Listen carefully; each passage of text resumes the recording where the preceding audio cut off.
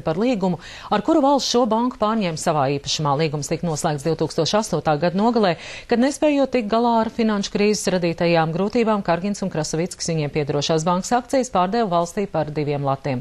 Valsts pārstāvs spriedumu atzina par likumsakarīgu. Prasītāji procesa gaitā ir atzinuši, ka praktiski šī tiesvedība, šis konkrētais stāsts tika radīts tā iemesla dēļ, lai dotu kādu precitienu valsts prasībām pret Karginu un Krasavicki. Un loģiski, ka šāda prasība nevar baudīt tiesas aizsardzību, tādēļ rezultāts ir taisnīgs un likumsakarīgs. Kargina un Krasavicki pārstāvi no komentāriem atteicās.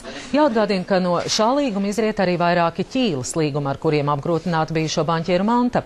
Šī nav vienīgā tiesvedība, kurā iesaistītas abas puses. Bijusī Paregs banka ir vērsusies tiesā, prasot no abiem bijušajiem tās valdes locekļiem piedzīt bankai nodarītos zaudējumus vairāk nekā 62 miljonus latu.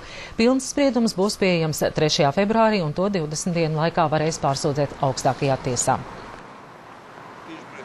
Un vēl šovakar ir kļuvis zināms, ka Londonas Vestminsteras tiesa apstiprinājusi bijušo Latvijas Krājbankas un bankas Noras īpašnieku Vladimira Antonova un Raimonda Baranauska izdošanu tiesāšanai Lietuvā.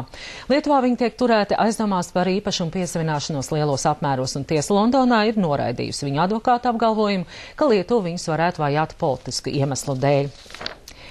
Kukuļošanā apsūdzētajam bijušajam muitas krimināla pārvaldes priekšniekam Vladimiram Vaškevičam jādodas uz cietumu. Augstākā tiesa šodien atstāja negrozītu Rīgas